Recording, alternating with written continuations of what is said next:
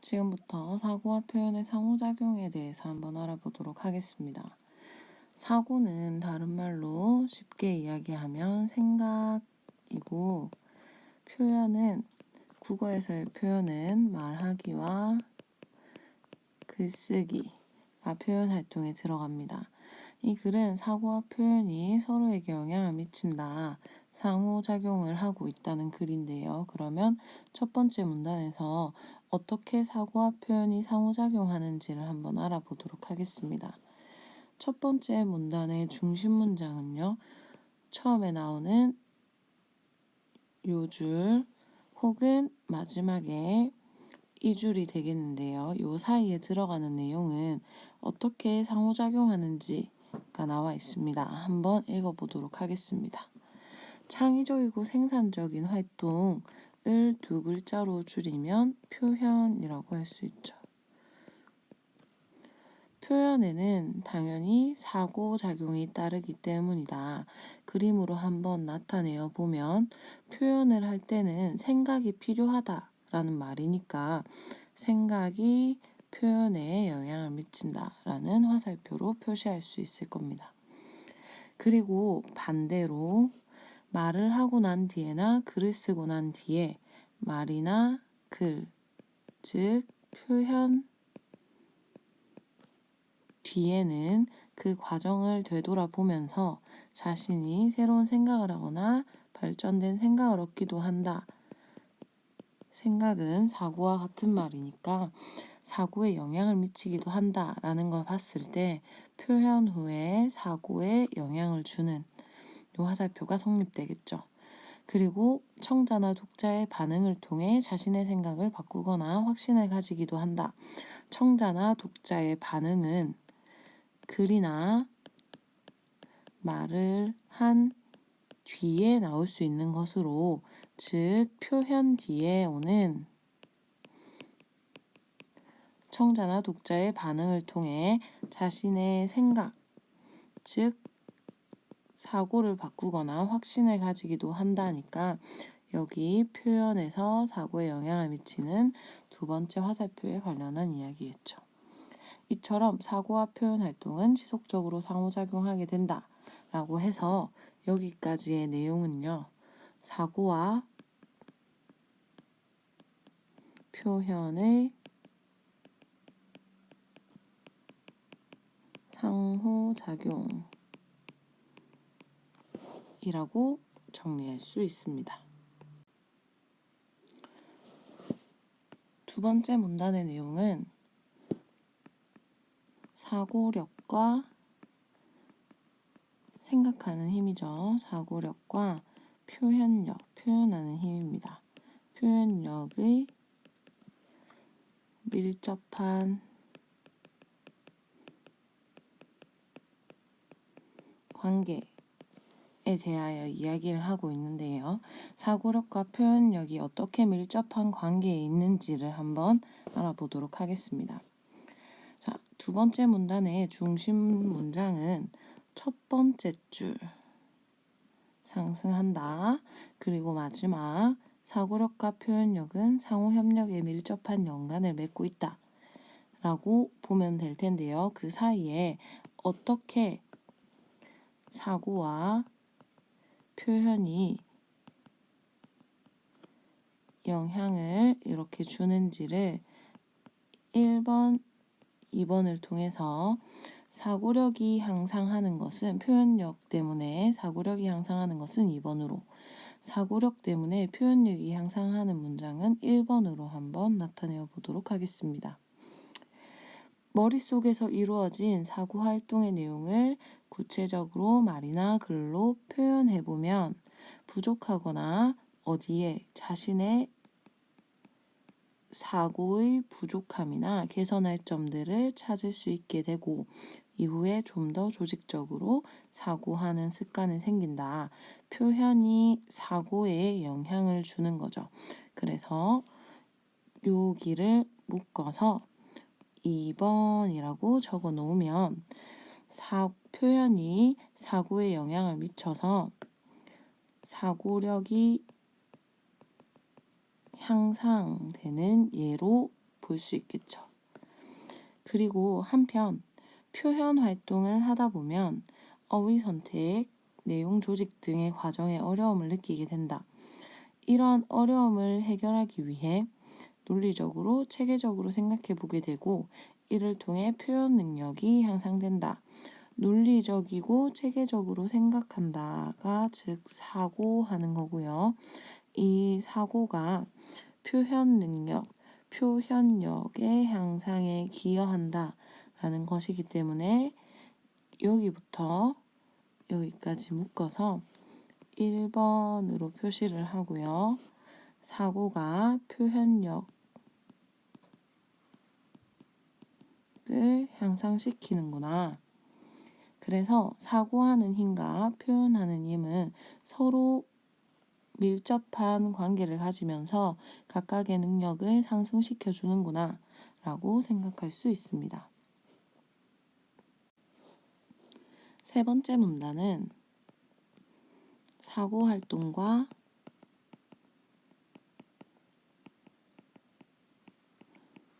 표현 활동의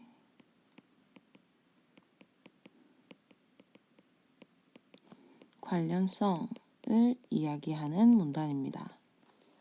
자, 사고 활동과 표현 활동의 관련성을 알려주는 중심 문장은 요 마지막 표현 활동과 사고 활동의 관련성을 잘 말해주고 있다가 의미하는 걸 찾으면 되겠죠. 표현 활동과 사고 활동의 관련성은 첫 번째 줄에 좋은 글을 쓰기 위한 조건으로 다독, 다작, 다상량을 드는데 이 다상량은 충분한 사고 활동을 의미한다 라고 합니다. 그러면 예를 정리해 보면요. 좋은 글을 쓴다. 요거는 표현 활동을 의미하죠. 좋은 표현을 하려면 다독 많이 읽고 다작 많이 써보고 다상량 많이 생각하라. 요게 좋은 글을 쓰기 위한 조건인데요. 얘네들 중에서 가장 중요한 것은 이 글에서 글쓴이가 이야기하고 싶은 것은 다상량입니다. 다상량이 뭐냐면 생각할 상자를 써서 충분히 사고해야 한다 라는 말인데요. 그렇다면 충분한 사고를 바탕으로 좋은 글이 나오기 때문에 사고활동과 표현활동의 관련성은 매우 밀접하다 라고 요약할 수 있겠죠. 네 번째 문단의 내용은 사고활동과 표현활동의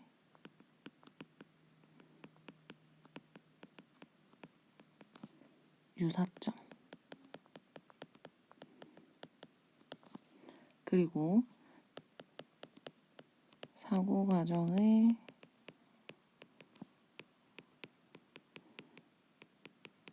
일반적 양상이라고 할 수 있습니다.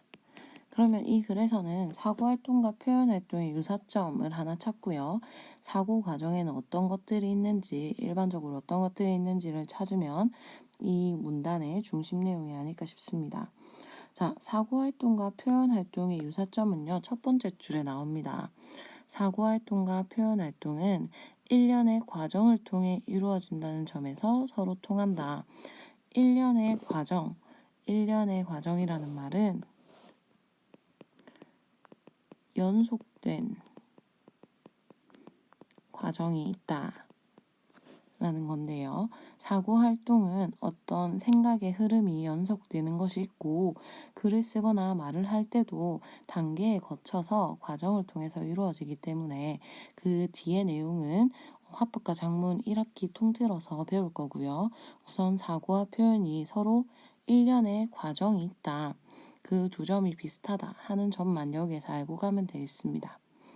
자, 그리고 마지막 줄에 보면 여기서 사고 과정은 일반적으로 그 양상에 따라 세 가지로 나뉜다고 할 수 있는데 의사결정적 사고, 전략적 사고, 성찰적 사고 이 세 가지로 나뉜다 해서 요 두 번째 소제목에서 지금부터 이 세 가지에 대해서 의사결정적 사고, 이 다음 페이지의 전략적 사고, 성찰적 사고를 한번 알아보도록 하겠습니다. 자, 사고 과정의 양상에서 첫 번째 의사결정적 사고에 대해서 한번 알아보도록 하겠습니다. 의사결정적 사고에서 의사란 닥터가 아니고 무언가를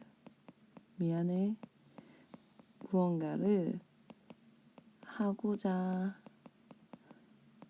하는 생각을 의사라고 합니다. 너의 의사를 밝혀라.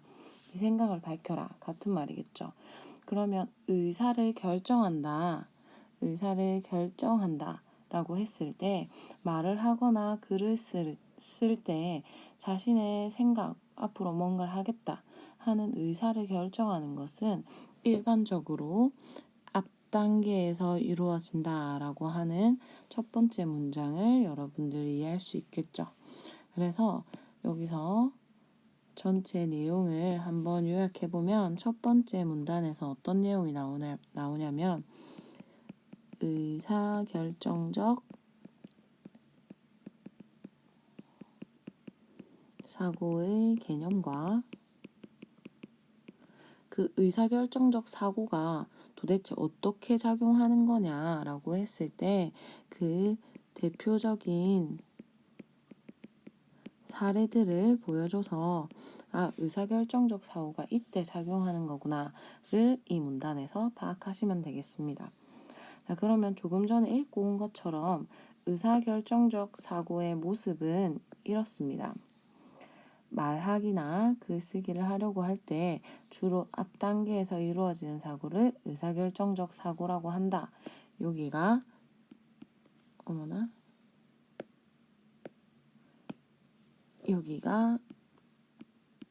의사결정적 사고의 개념이 되겠죠.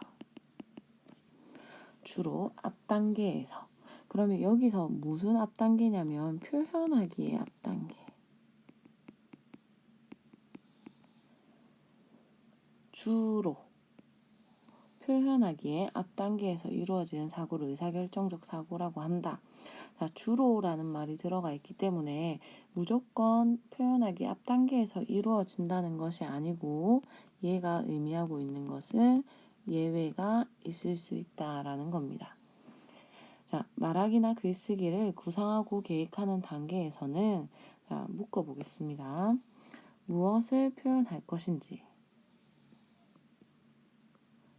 말을 하는, 글을 쓰는 내용, 어떤 내용을 표현할 것인지, 주제를 어떻게 잡을 것인지, 청자나 독자를 고려할 때 어떤 내용이 적절할 것인지, 어떤 글이나 말의 양식, 어떤 어조, 어떤 문체를 선택할 것인지, 요것들이 모두 무슨 모습이냐면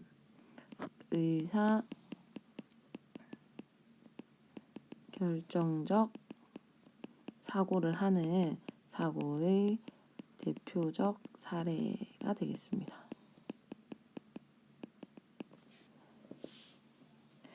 자, 이렇게 무언가 말을 하거나 글을 쓰기 전에 내용을 어떻게 표현하고 어떤 주제를 가지고 이야기를 하고 어떤 어투를 쓰고 어떤 문체를 쓸 건지 미리 다 결정해야 하는데요. 이 결정하는 일들은 건물을 지을 때 토대를 세우고 설계하는 일처럼 그 중요성이 매우 큰 일이다 라고 건물을 짓는 일에 비유하고 있습니다. 자, 그런데요. 여기서 유의할 점은 이라고 시작되는 다음 문단을 한번 읽어보도록 하겠습니다. 여기서 유의할 점은 의사결정적 사고가 표현 활동의 앞 단계만이 아니라 전 과정에서 필요하다는 점이다 라고 이야기하고 있는 점입니다. 자, 의사결정적 사고 처음 시작할 때 이런 말을 했습니다. 말하기나 글쓰기를 하려고 할 때 주로 앞 단계에서 이루어진다. 그러니까 선생님이 주로라는 말을 이야기하면서 주로라고 얘기했으니까 예외가 있다라는 말이라고 했었는데요. 그게 바로 이 문단에서 설명하는 내용입니다. 이 문단의 핵심 내용은 표현 활동의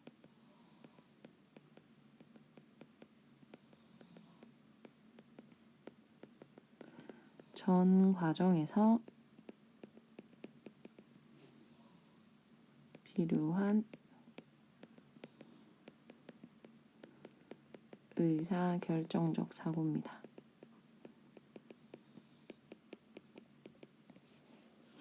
전 과정. 선생님, 의사결정은 무언가를 하기 전에 결정하면 그게 끝이 아닌가요? 라고 생각할 수 있죠.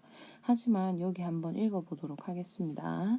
말하는 과정에서 표현이죠. 표현 중에 상대방이나 청자가 자신이 의도하지 않은 반응을 보이거나 소통이 원활하지 않다고 판단될 때 자신이 한번 자신의 말하기나 글쓰기를 성찰해 보니까 그 원인이 판단이 딱 되는 겁니다. 그래서 그거에 대해서 변화를 줘야 되겠다. 방향을 바꿔야 되겠다.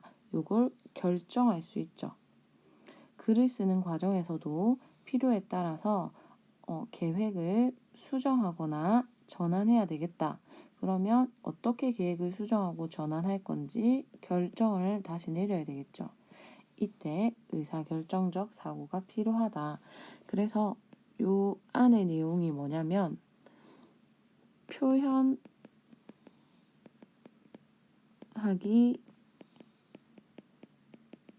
단계 중에 만나는 의사결정적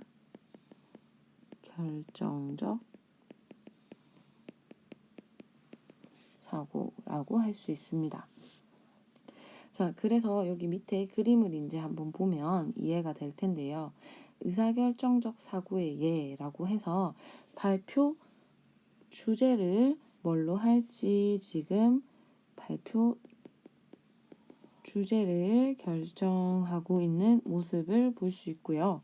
신조어 사용에 대해서 발표해야 되겠다. 무엇을 발표할 것인지 요 발표 내용이겠죠. 발표 내용을 결정하고 있는 이 모습도 의사결정적 사고의 예라고 할 수 있고요. 그리고 첫 부분에 글의 첫 부분에 신조어를 사용해 대화하는 아이들을 넣자라고 해서 요거는 어떻게 말을 할 것인지 어떻게 글을 쓸 것인지 조직 구성을 결정하는 모습이라고 할 수 있습니다. 자, 마지막으로 참고로 표현활동과 의사결정적 사고의 모습을 한번 그림으로 좀 나타내어 보도록 하겠습니다.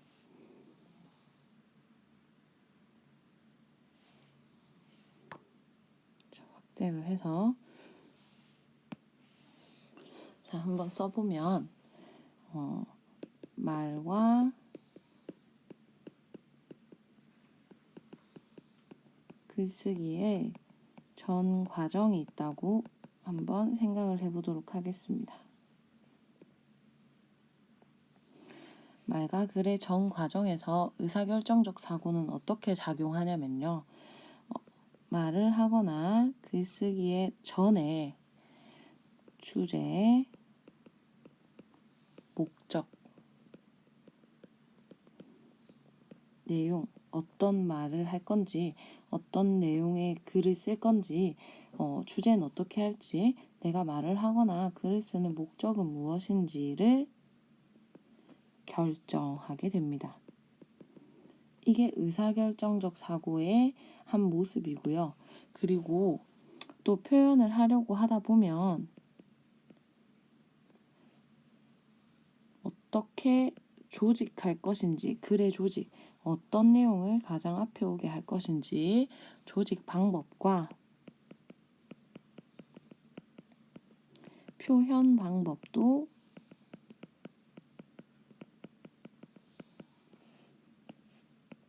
결정해야 합니다. 역시 의사결정적 사고의 모습이라고 할 수 있고요. 그리고 말을 하거나 글을 쓴 후에 자신이 글 쓴 거, 자신이 말한 거를 어떻게 검토할지, 혼자 다시 검토할지 아니면 친구들과 서로 바꿔 읽을지 이런 검토 방법을 결정하거나 그리고 수정 방법을